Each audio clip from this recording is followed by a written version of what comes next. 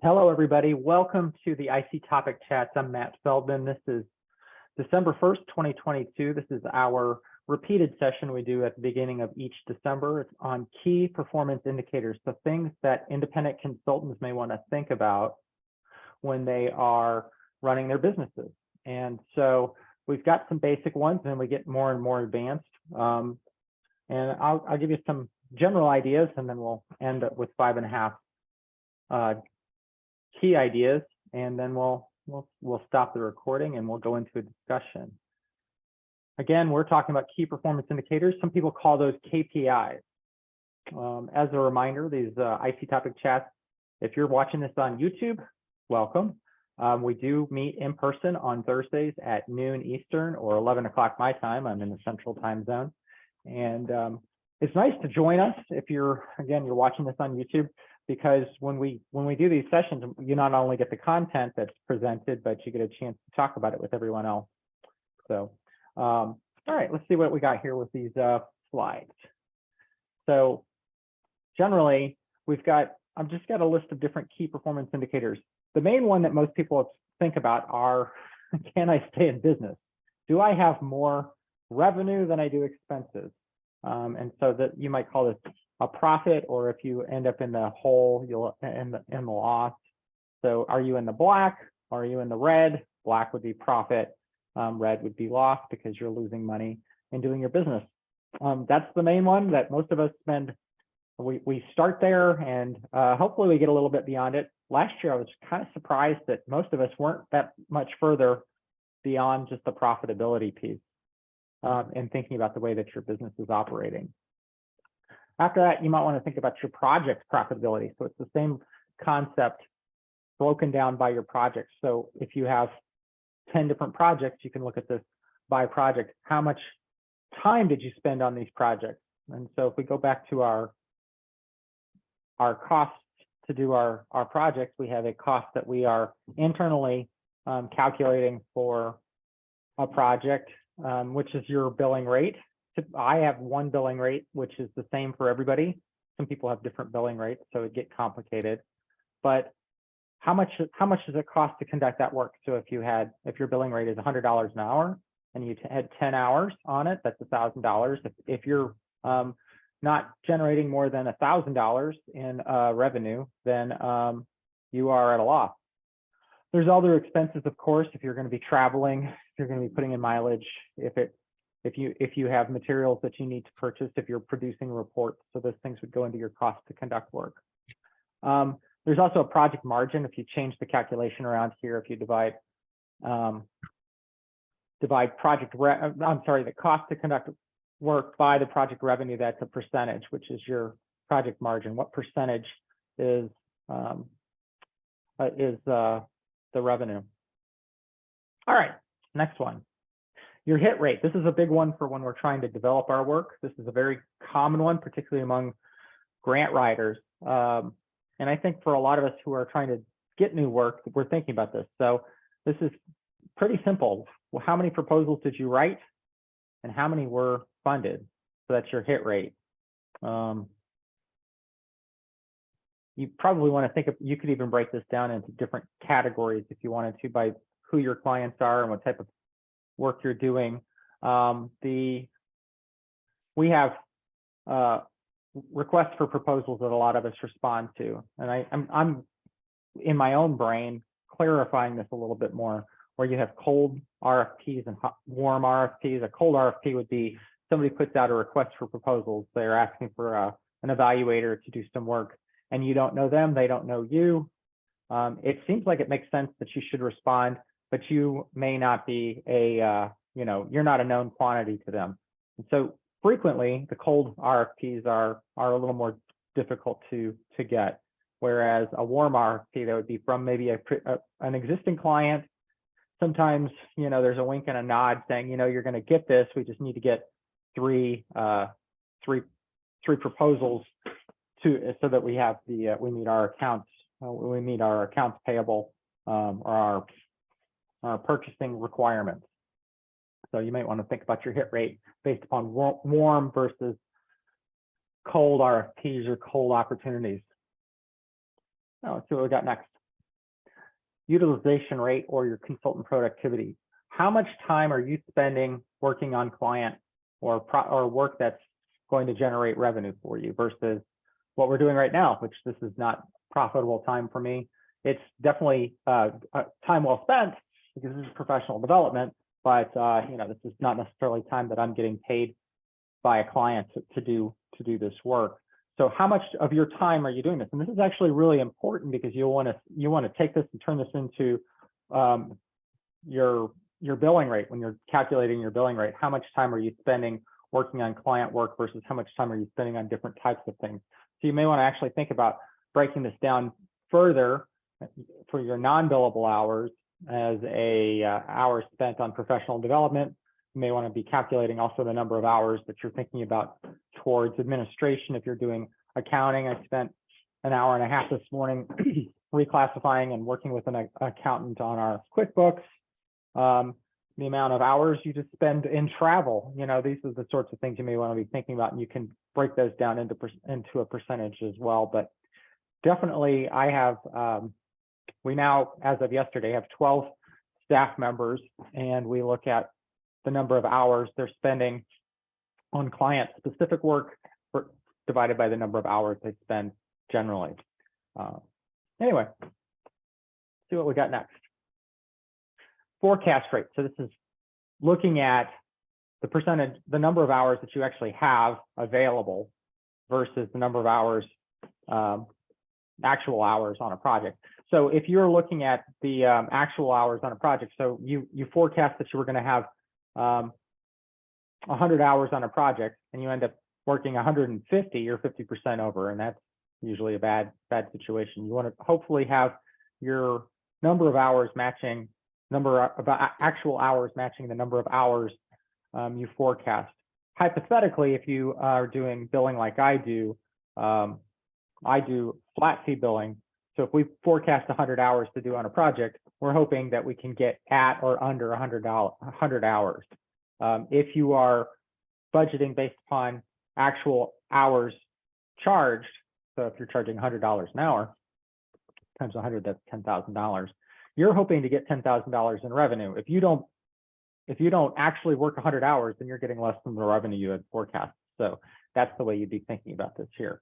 For us, we're definitely since we're doing flat fee billing, we want to have our hours at or under. We want to be efficient with our time, and our clients are okay with that. It's a value-based billing idea. The cost is $10,000 for the year. We're going to bill you $2,500 every 3 months, and we're hopefully working fewer hours, and we're getting the work done, and everybody's happy. So that works out pretty well for us. Overhead rate. This is the cost of business not directly attributable to the client. What does it cost to have a business? That overhead rate is going to be all those facilities and administrative costs. If you've ever worked at a university, you know what we're talking about here. What are those costs? So that would include your rent, that's going to include your internet, any of your utilities, any of your insurance. All those things are going to go into that cost, and you're going to divide it by the total costs of running your business. You may be calculating the amount of time that you're spending. If you want to calculate a percentage of a time, not on client work, be careful with that, because you may be just only looking at the time that you're working on client work. I have to think about that for myself because I am an overhead cost for my staff, because I'm spending a lot of time administering the organization. So I am an overhead cost for my staff. I do some client work. I don't do nearly as much as I used to. I'm at about, I just did my calculation today in advance of this. I'm at 40% chargeable, or productivity is at 40%. I would expect my staff to be 65 and higher. Probably if they're at 90% and higher, they're too high for the most part. But a percentage of my time does need to be covered by the costs associated with other people's work. Yeah, so that, like I said here in the number 2, this may include non-billable time, office space. Your non-billable time that you see right here, that's what I'm talking about. Again, if you are a one-person operation, you may not want to be thinking about your non-billable time because your non-billable time gets built into your billable rate. I'll post something in the chat about how we are calculating our billable time and our billable rates.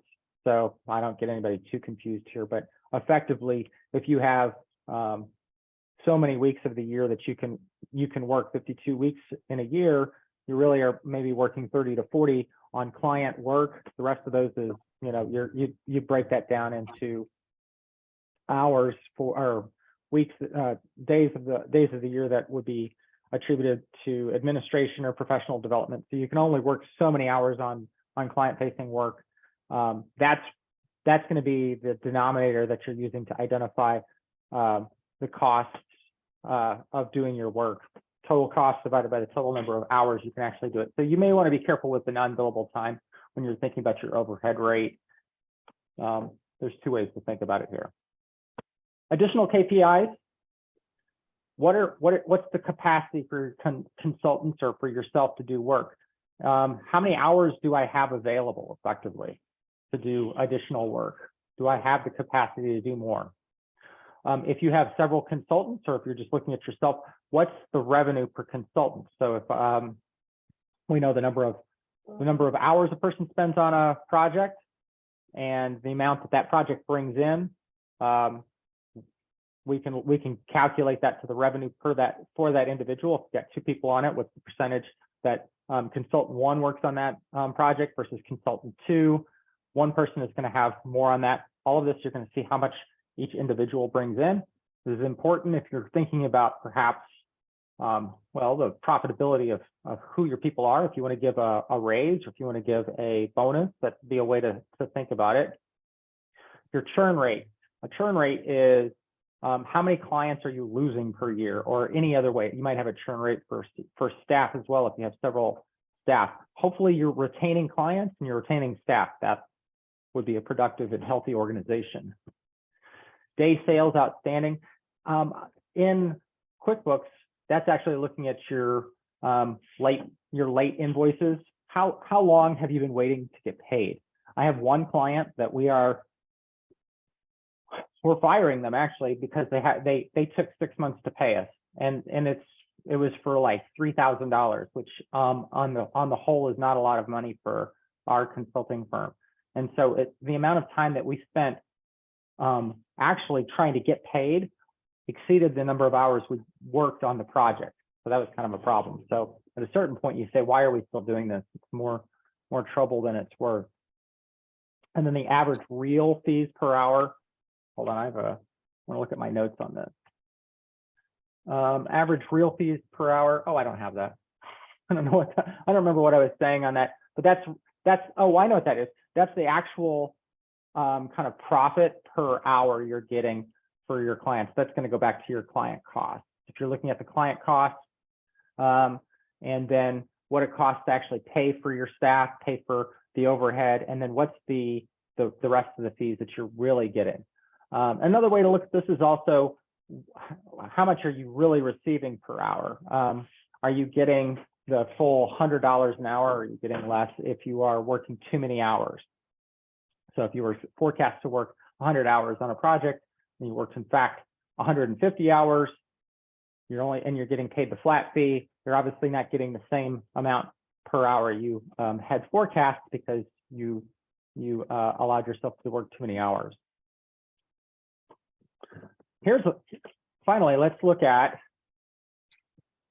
some questions, and then I want to do some funny KPIs. So when we get into the discussion today, I want to talk about what are some of your KPIs? What are the things that you're doing that I didn't discuss? Do you have any goals that you set? I'd like to know whether you're thinking about how your operation runs differently than what I've listed here. What should I have covered today? And do you calculate any of the things that I showed to you today differently? Finally, let's talk about some silly KPIs. Does your partner or your spouse still talk to you? So if they're talking to you, obviously this is a good key performance indicator. How many naps do you get to take a week and still remain profitable? how many times do you get to spend time with your daughter at lunch? Are you skipping lunches or are you actually going to lunches with your daughter? So I'm a block from where my daughter's elementary school was. She's now in middle school, and I would go to lunch with her pre-COVID. And so I was able to do that pretty frequently. And so that to me is a quality of life issue. I love the fact that I could just get up and walk down the street and go have lunch with her on Wednesdays. Days you walked your dog during office hours. Number of vacations you took per year. That's a good KPI. And then actually an even better one related to that, my 5.5 vacations you took this year where you didn't do any work on vacation. So you should try and do that. I did one vacation like that this year. I was very happy to do that. First time in many years I was able to take a vacation without having to stop and type something or check email. I was able to completely just walk away for 4 days. 2 of those days were a weekend, so 2 days, I guess, but it was 4 completely uninterrupted vacation days. But you have these sessions coming up. I want to point out Corey Newhouse is going to be here next week talking about the integrator visionary role. The way she looks at that is as a firm director, she is the visionary and she needs a person who is her integrator, the person who gets the work done. Margaret Patterson will be with us 2 weeks. We're going to be celebrating our 2022 successes. And then we'll start again next year. We'll have another core topic in January on becoming an independent consultant. I do want to point out on February 9th, we are going to do the subcontractor fair again. If you are a primary contractor, if you are a firm that or an independent consultant who likes to contract other people to work with you on the work that you're getting, talk to me because we'll set you up to have a room and we will put some information out about you. If you are interested in creating connections with people who have subcontracts for you, you'll want to show up to this and you'll want to go to the different rooms so that you can chat with people about your opportunity to work with them. So it's pretty successful last year. And so we're going to do this on an annual basis in February. All right. Thanks, everybody.